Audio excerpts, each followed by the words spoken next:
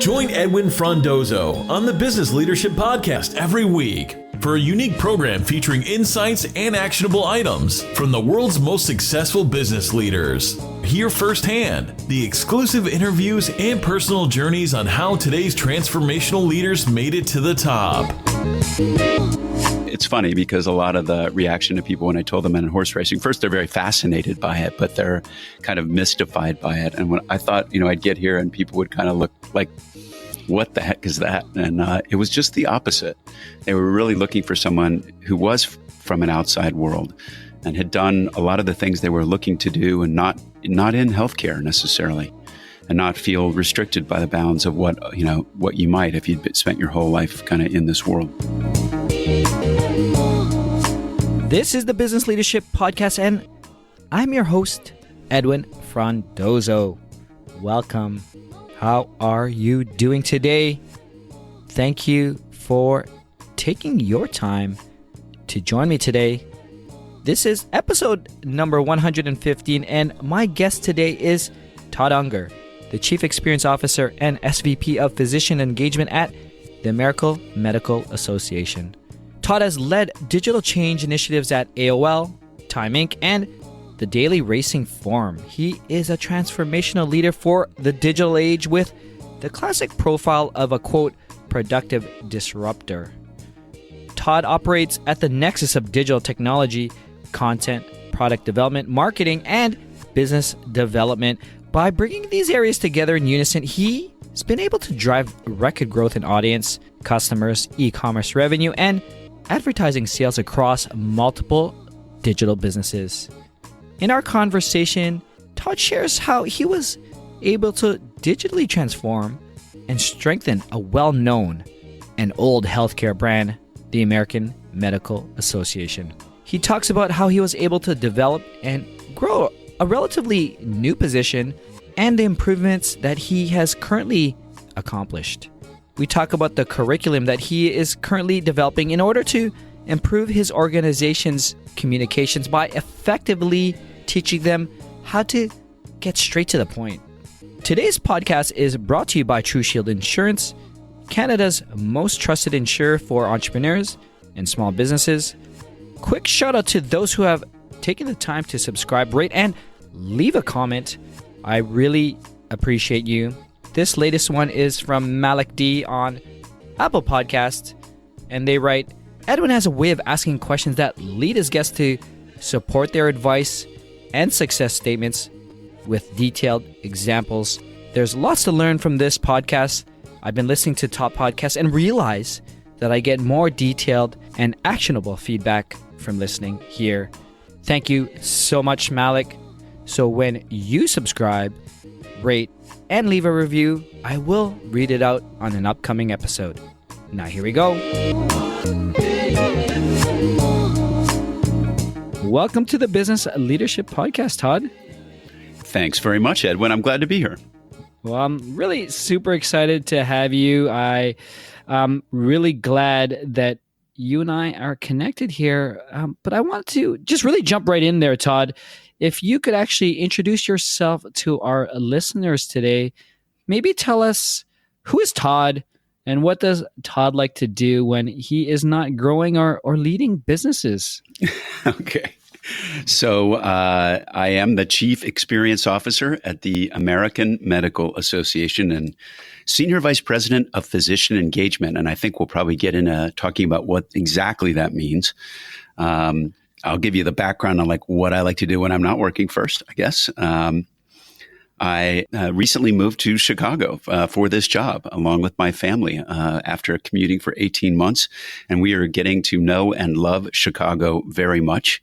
My whole family is into horseback riding. I picked this up from my daughters and my wife, and I'm 5 years in. And a highlight of this year so far is going to England and riding horses with a buddy of mine from business school and galloping up the sides of hills with him and my wife, which is very fun. I felt like I was in a Masterpiece Theater show.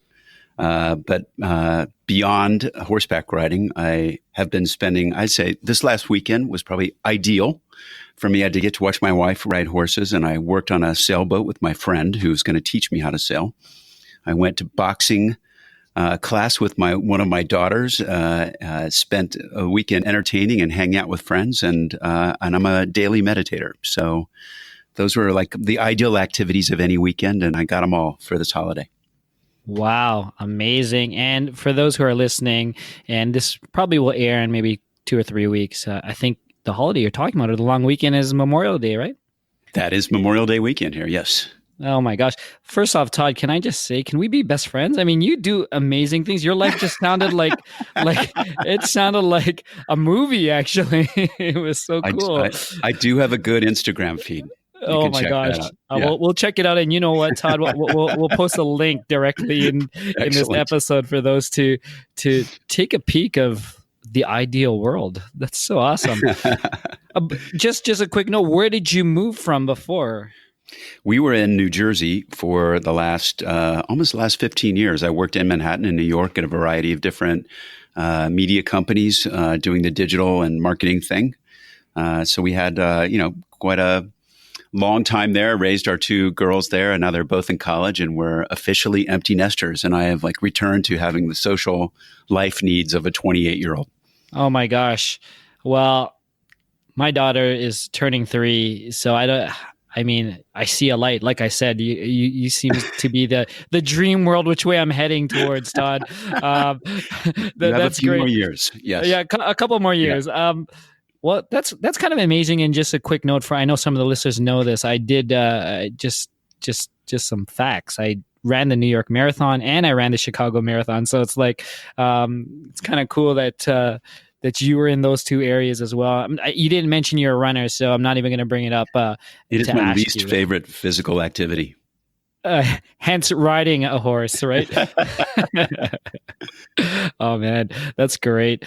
Todd, let's just get into where you are now. I know you took a big change to move to Chicago. So why don't you at least tell us a bit about the AMA for those who may not know what it is.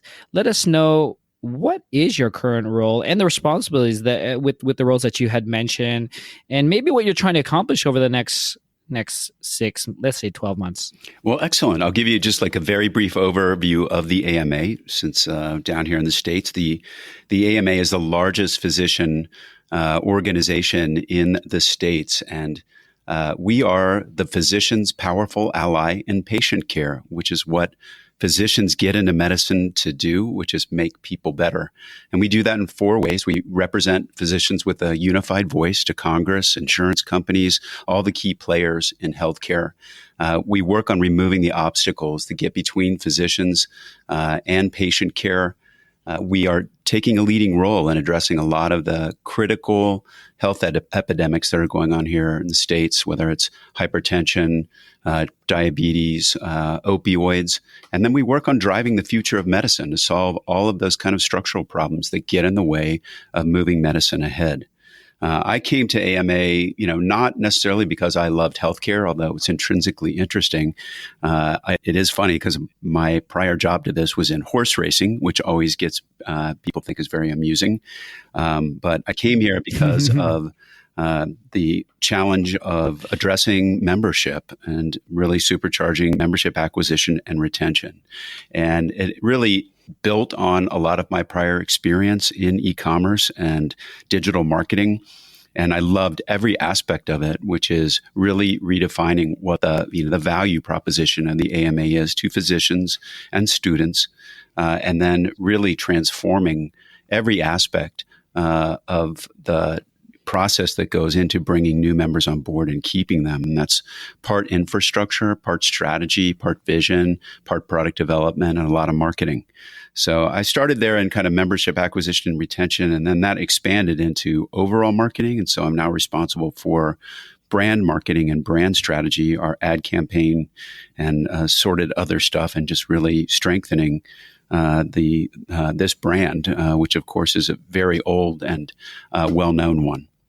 So my focus now is increasing the reach and impact of our mission activities, engaging our audience and our target audience with our activities, because we have found they're largely sometimes unaware of what we're doing. And I'm in a very metrics driven job, as most marketing types are. It's around audience and engagement, impact, brand consideration, and of course the membership numbers. Oh, wow. So just to understand what I was hearing, you came in specifically to drive growth in membership. And now, I guess, and what we could get into it is maybe from your successes or from what you're learning, you've taken on some more responsibility in terms of building out the brand as well. Is that right? That is right. Wow. Well, congratulations. And you've been there, 1-2 years now, right? I just finished 2 years in February, and I'm in third gear now, as my former boss would say. You have 2 years of just like pedaling your brains out, where everything seems to be moving really fast, including your legs. And now I've kind of, hit a new gear, and a lot of that kind of quick activity and quick wins are under our belts, and we're feeling the benefit of those right now. And then I'm starting to work on bigger stuff. Very cool. So let's talk about that. As you've taken on a lot of responsibility, what have you learned, I guess, in your first 2 years? And it could be in terms of coming into this role, and what you did to implement it, what you saw, and what you're looking forward to now. Well, I say, number one, I've been around for a while and in many different places. And I will tell you the one thing is, I know when I have a good gig. And so every day I walk into this place knowing how lucky it is to be with an organization that is so thoughtful and really puts its efforts where its mouth is, so to speak, and work with the kind of caliber of people that I get to, from our leadership on down to my peers and the people on this team. I never, like, one of the things I've learned in my career is I never take anything for granted in terms of my job situation. And I really recognize when you have a good thing. And I think it's important to just recognize that. It gives me a great deal of energy to walk in here every day knowing that. So that's kind of the general feeling of it, but more, tangibly, you can really make fast progress and drive change way faster than you think you can if you do have a clear vision, you've got the right people in place, and you've got a management that supports you. And this is a place that's gone through a tremendous amount of transformation, both at the kind of like a digital level and experience level over the past couple of years. It's actually kind of shocking to me. I think some people would look at from the outside and say, oh, that's a really old guard brand and organization. It's going to be really tough to make change there. And it's really been the opposite. It's been the place where we've proceeded the fastest. And part of what I do here is question everything. I've seen lots of different businesses, both in the classic marketing world before I went into digital and after that, and so I have a reasonable set of experiences of how to kind of judge things. And you do find that when you come in from the outside, that people have tended to kind of they operate in the world that they're in, and it takes sometimes an outsider to come and say, you know what, we don't need to do that anymore. Or let's try this differently, and let's just kind of change it up. And I've done a lot of that questioning, almost on every step of every process. And I think it's certainly led to better results and been a very energizing experience for people here who find that kind of change can be a lot of fun and very productive. I mean, it sounds really refreshing in terms of being able to come into work and have that satisfaction, that feel good, but being within that organization that you didn't have to, I guess, maybe your perception, not sure what your perception was when you were coming in, because outside looking in, people think it's an old one, but knowing now that they value your input and your experience, whether you were in this industry or not, right? Yeah, I have to say, when they first came and I talked to a recruiter about this job. He flew to New York to meet me, and we sat down at breakfast, and I looked at him. I said, can you please tell me why you're even here talking to me? I'm in horse racing. Yeah. he done his research and kind of named me off kind of a list of everything, why it was a perfect fit. And it's funny because a lot of the reaction to people when I told them in horse racing, first they're very fascinated by it, but they're kind of mystified by it. And when I thought, I'd get here and people would kind of look like, what the heck is that? And it was just the opposite. They were really looking for someone who was from an outside world and had done a lot of the things they were looking to do, and not in healthcare necessarily, and not feel restricted by the bounds of what you might if you'd spent your whole life kind of in this world. So what has been, I mean, and we don't want to always just paint, rosy flowers, blue skies. What was maybe some of the biggest challenges as you came in and taking over some of these key responsibilities? Well, the role was a new one, and part of it was kind of explaining to people what I was doing and what I was charged with, and to do that really, really fast. And so I do remember kind of back my second week here, my chief operating officer asked me, we have a big kind of meeting with all of the people that are involved in any way, shape, or form with marketing across the AMA, and come present, what do you think after a week? And so I was very nervous about that. And I did my best to kind of put something together. And it turned out like those were the right 5 steps to, really starting to think about this organization and what we're doing differently and how to grow membership. And again, it was just with an outside set of eyes. It's not like I always joke, like for this place, it's not, heart surgery or anything like that. I've been in marketing and kind of, can see what those opportunities are right away and what the low hanging fruit might be and how we might kind of paint a simple vision for like where we wanted to actually take this place. So that in and of itself, just kind of sizing it up, and you do that in every role. But I think the timeframes that they give people to do that are shorter and shorter. And I think what I noticed was people were really excited about it because I was questioning a lot of the things that we were doing and saying, hey, how about, we do X? Or, one of the like really interesting things I noticed before I got here, I saw like a consulting report where they mapped out how long it took to send a direct marketing email. And it was 48 days. Yeah. Like somebody would say like, I want to do, a marketing email to someone. And then from that moment to the moment someone hit send, and I was like, I didn't even know that was possible. And so, but as I got into it, what you could see was, it wasn't necessarily an organization that had been aligned around digital marketing. And so there were a lot of different people involved in writing the email and improving the email and scheduling it and back and forth. It just was like ricocheting back and forth. And I kind of looked and I said, you know what? We're going to use this team because they specialize in email marketing. And I'm going to work with them on how to put a testing plan in place. And we're going to develop the template together, and I'm going to kind of move that responsibility out of another place that it was in. It was just a very diffuse set of responsibilities. And that was like just one little thing. And I found that to be the case with a lot of the things that had to do with digital. So publishing was one of those things where I noticed the same thing. So there was a website, but when I came in, my vision was that it was going to be more than an association site. It was not going to be a static site. It was going to really be a news and information site and a place where we could market our initiatives. And the folks that were in place were really spread all over the organization. There was somebody doing analytics and IT, and there was somebody doing content and marketing, and someone in UX on another team. And I was like, we're never going to really be able to get that kind of focus until we build a publishing unit. And fortunately, my colleagues were game to do that and allowed us to kind of build that team and draw those people in from other parts of the organization and then start to build around them.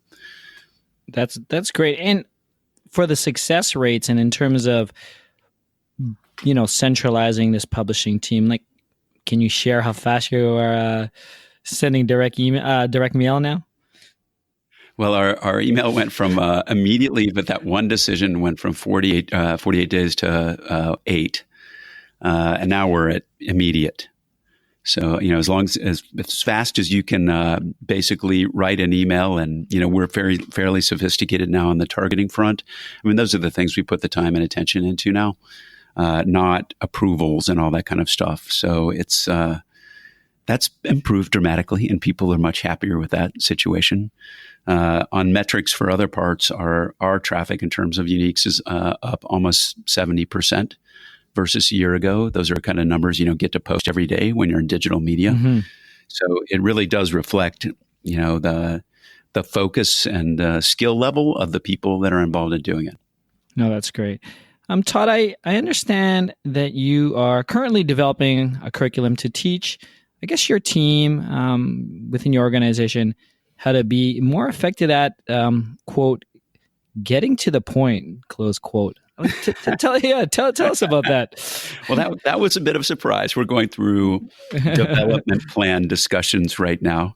It's an important part of what we do with human resources. And my team came back and unanimously said, "You're really good at getting to the point. Can you please teach us how to do that more effectively?" And so I'm actually really touched and excited about this. And I was like, "You bet. I'll kind of take that on and start to develop, a little curriculum around how that transpires." I grew up, just like as background, in my career at Procter & Gamble and Leo Burnett, a big agency here in Chicago, where communication was taught very closely as a skill, and you were evaluated on P&G. It was the place of the very famous one-page memo. Everything you did, whether it was a research analysis or a recommendation for a product launch or whatever it was, had to fit on one page. And you just basically reworked that page. This is with the advent of word processing, until you could get it on one page. And it made you basically fight over every word and ensure the clarity of what you're trying to get across. And it also provided a structure with how you communicated, certainly in a business world, which is, you start with the most important first, and you say what your recommendation is, and then you build on that with conclusions, and then you end with kind of like findings. And what I find, like in this world, first of all, they're not teaching this anymore. They're not classes like at Leo Burnett where you learn about storytelling. This is kind of like learned on the job, and people they don't have that. And so I find myself having to start with like what that structure is so that people can communicate more effectively. And it's funny because it carries over too to like digital advertising, which is, I always tell them, you have to think like a landing page. You get one line and 3 bullet points and no more. And if you can't explain what you're talking about in that amount of words these days, you're lost. And so that's kind of the philosophy at which communication has got to occur. And I kind of roll that out across different, email or not different mediums, and whether it's, how to use email to communicate something. What do you say when you're in a small group meeting? How about delivering in front of a presentation? And then most of all, giving people the permission to manage conversations toward being productive, with candor and kindness, not just, being like, blunt. Although I can sometimes be rather direct with people, but I've learned and maybe it's having to be more junior, in those days you kind of you sit and let the conversations happen. And now I'm in a place where I can actually say, hey, we have a limited amount of time. We need to kind of get right here to the point. And I do that rather frequently to people just because I don't, I'm busy, they're busy, and I just want to make sure that people can distill what it is we're there to talk to and get to the decision point. Hey there, how are you? Enjoying the conversation that I'm having with Todd. Before getting right back to it, I'd like to take this time to say thanks to my episode sponsor, True Shield Insurance, Canada's most trusted insurer for entrepreneurs and small businesses. True Shield not only will help educate you on the risks of your business, but also provide unique solutions, including the ability to purchase your insurance online. Simply go to trueshield.ca, answer a couple of questions, and get a quote which you can purchase. Let True Shield help protect what you've worked so hard to build. Now let's get back to it. It's funny that you talk about storytelling and maybe being a marketer and understanding digital and even like social media. A lot of people are maybe they're not teaching storytelling, and I'd love to get just your quick thought on this. Is people are growing up in social media, and I don't know whether they're getting to the point or not, or it's just noise now. But maybe everyone needs to learn how to get to the point. And I'd love to get your thoughts in terms of those marketers now, or those business leaders who are, still struggling and getting to that point and just filling air. Yeah, funny. I mean, I'll tell you, we're surrounded by so much data these days. And this is not an original thought or anything like that, but it's how do you translate that into actionable, insight and courses of action? That's the hard part, because people will, I going back to that example I gave at Procter & Gamble, people tend to focus on the findings, and it's very hard to synthesize those into conclusions and then build from there to tell people what you think they should do. So that is really kind of the crux of critical business thinking and management. But in that, the portrayal of that data is the storytelling. I think I learned that, as much from Procter & Gamble as I did from Leo Burnett, which is, how do you bring to life that thing you're trying to achieve? And it's mostly through, the ideas around positioning and having clarity of what your brand stands for, and a very clear creative strategy. And having those in place before you start evaluating the tactics of doing something. And so I find here that that was probably the most difficult thing to kind of get in place, because brand strategy, so to speak, was not like that kind of marketing speak is not innate necessarily to the AMA. Of course, we for 175 years we've had a very clear mission. But when you would say like, hey, what is the AMA? What do they do? They didn't have that kind of crisp, clear articulation of the story that I gave up front, which is, goes back to that one statement and 3 or 4 bullet points. And that, that little story came out of tons of different analyses. But it had to be translated in a way that not only delivered in a functional and logical way, but also like really, penetrates the heart, which is like that combination is the source of all decision making in terms of target audiences, is bringing that together. So that's the essence. Like my marketing is still at the foundation of storytelling, and now what I love about these days is there are just so many more channels to do that, and social media is just yet another way that you can tell that story. And what I find is the biggest challenge now, and the most exciting thing that we have to do, is to orchestrate all of those things so that they're all achieving a single purpose, but using each of those mediums as they should. And so, we'll undertake, some initiative, and, we have very clear articulation of, what happens when, from the moment a press release goes out to the way an article is written, to way that gets promoted in email, in social media, and then all the different ways in social media you can tell it, whether it's a post or a story, and then how you measure it all. And so it is a much more complex orchestration where no single channel is operating on its own, but all serving the larger goal of what you're trying to communicate. Yeah, 100%. And it's a really fascinating time in terms of being an organization or even a personal brand when getting the thoughts and ideas out there. Todd, can you share with us maybe a person who had a tremendous impact on you as a business leader? It could be someone close to you, a mentor. It could even be someone that you've never met before. Well, I think my most recent boss here at the AMA, and the person that brought me in, was our former COO, Bernie Hengesbach. And he had a very long career before he ever joined the AMA. He was the chairman of CNA Insurance, which is a big insurance operation here in Chicago. Very, very accomplished. And then decided when he left that he was going to come here to the AMA. I don't think he ever thought he would be here for more than a decade. But he became part of the most senior leadership here. And, that's like many of our senior managers. This is a place that's very concerned about its legacy and over hundreds of years, not just, not reacting to like share price on a daily basis. And that's that kind of thoughtfulness that he showed in terms of who they were looking to bring into this role. And then the support that he gave me. I think I met with him almost every day, at least for the first 6 months I was here.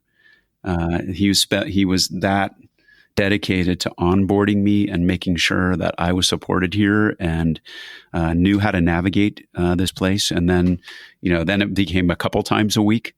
But that kind of set a new kind of benchmark for me in terms of how to communicate with my own team, the frequency of which and how much time I spent supporting them, coaching them, teaching them, and removing obstacles from their way. So he was very inspiring to me, and not the least of which is he did retire this year, and he's going on to get his degree in astrophysics.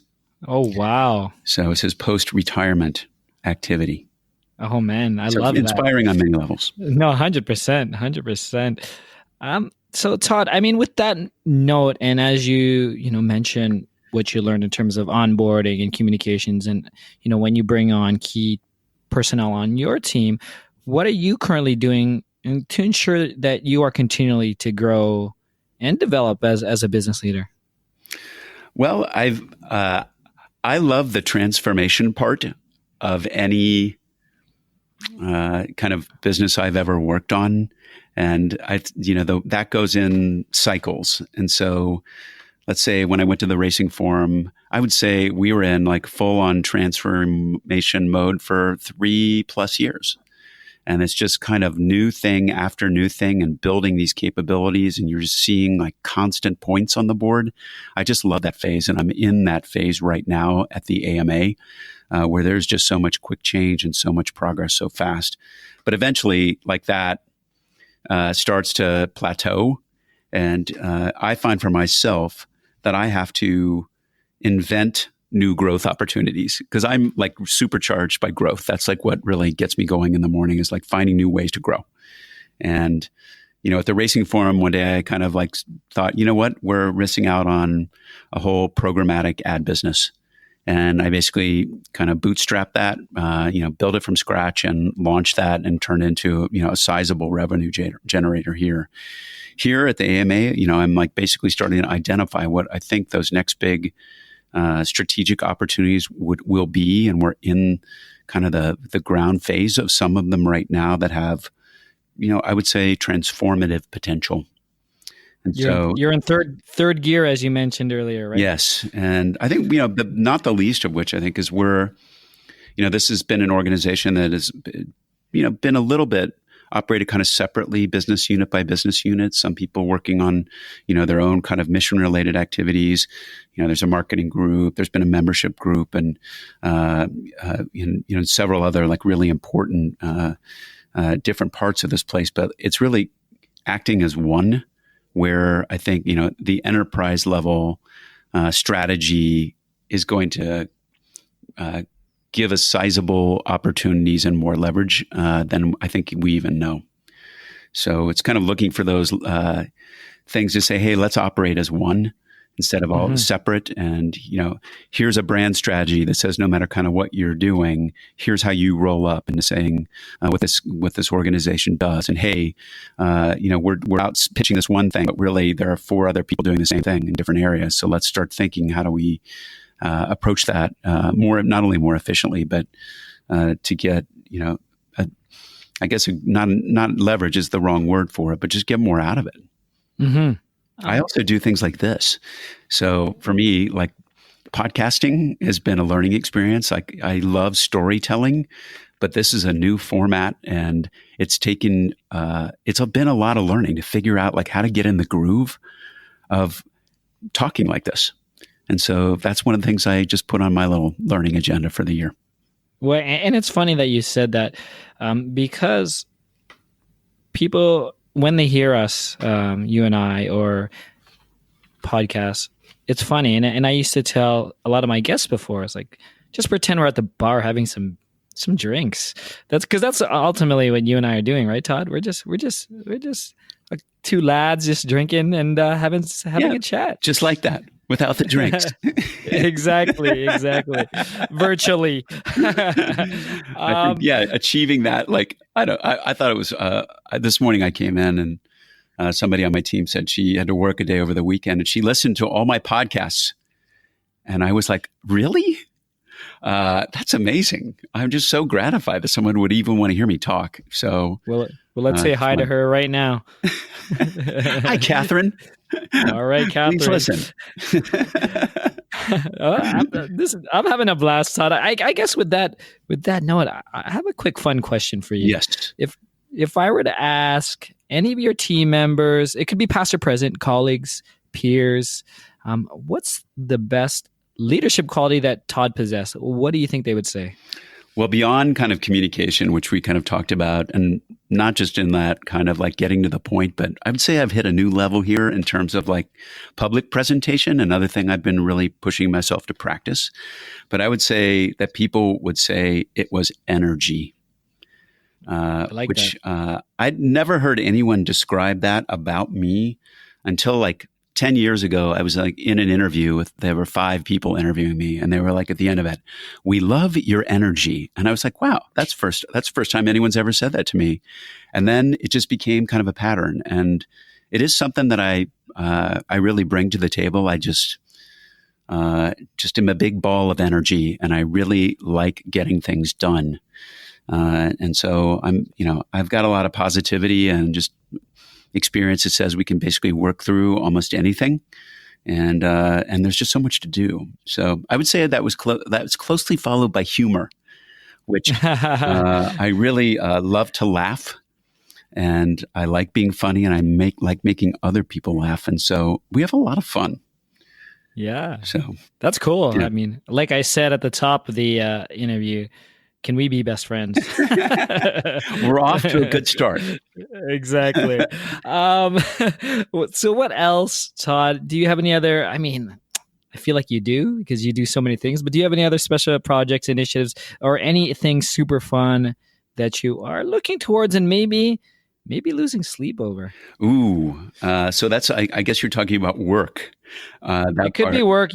But you could also tell me something else. It's all well, good. I'll tell you, one of the things that we're working, very hard on here is how do we rethink our kind of value proposition and membership proposition for physicians that work in large health systems.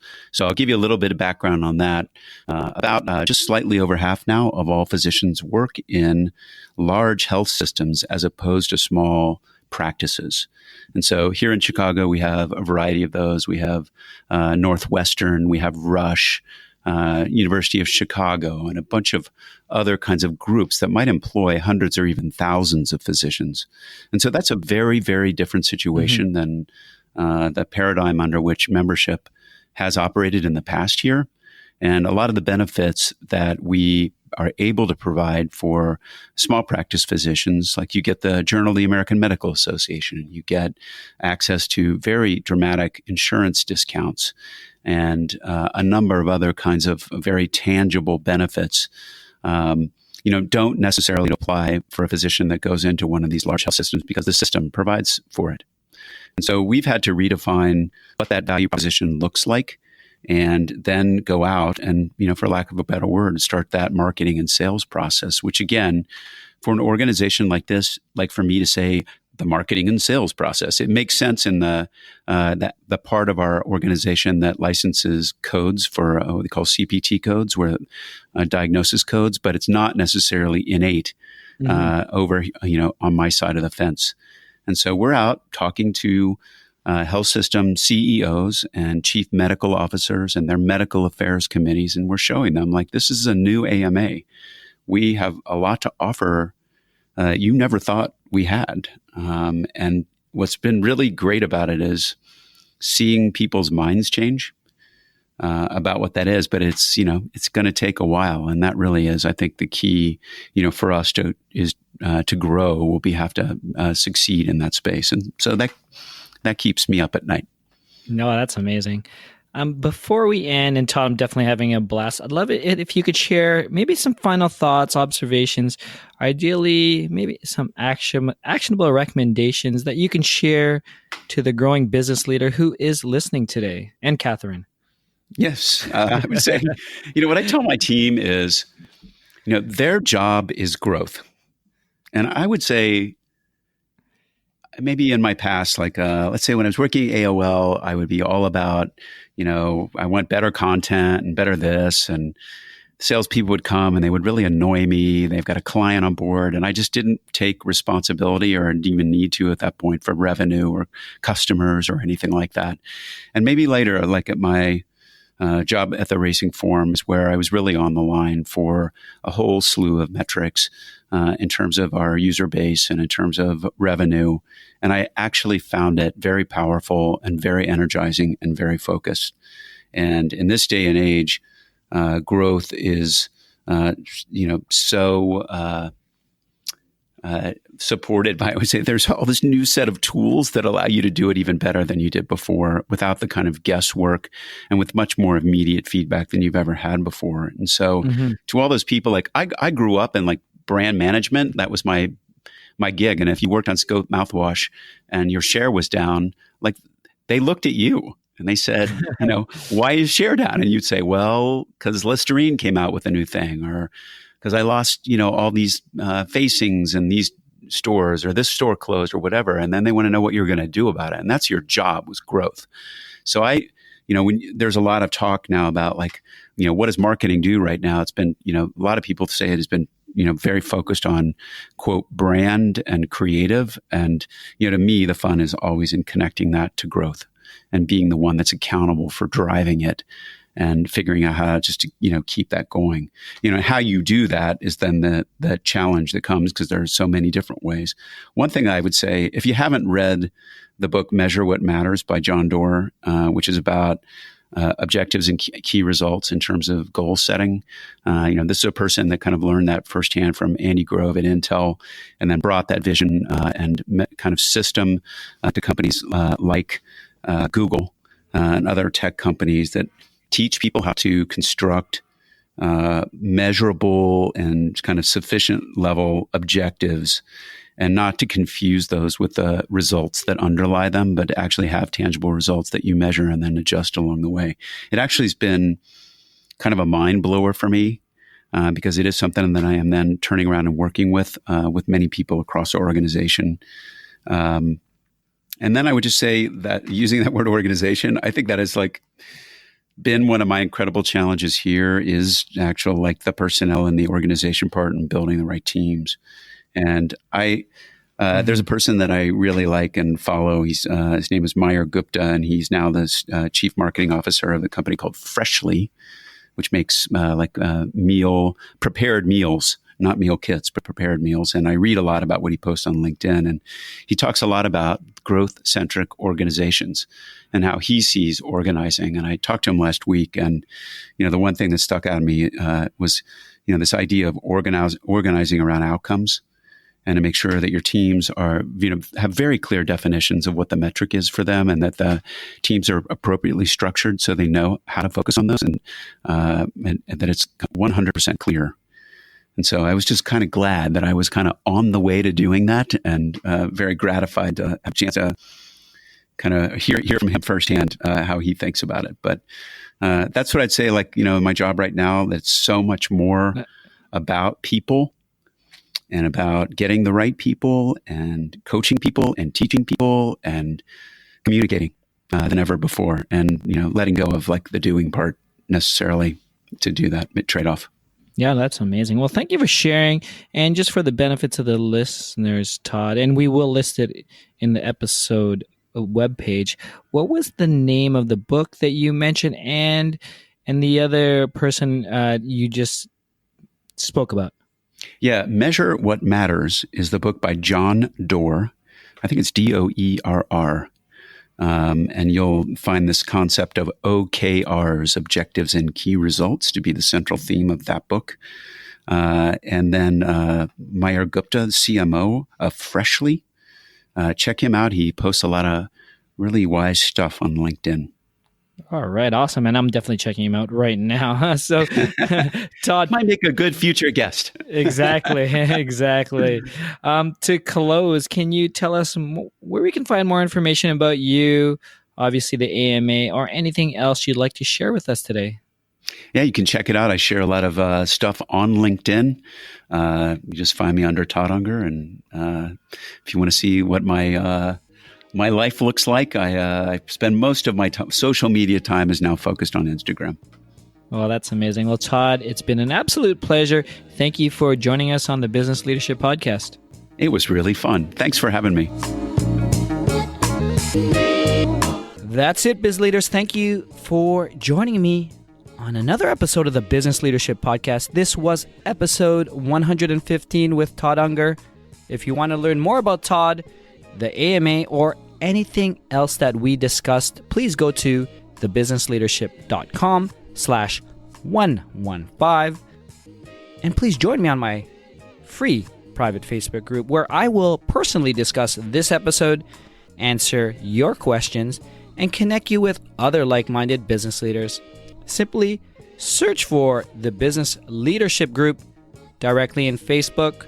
Thank you to today's sponsor, True Shield Insurance, Canada's most trusted insurer for entrepreneurs and small business. And lastly, if you haven't done so yet, please subscribe, rate, and leave a comment on Apple Podcasts or wherever you're listening today. Thank you again. Edwin signing off. Thank you for listening to the Business Leadership Podcast at thebusinessleadership.com.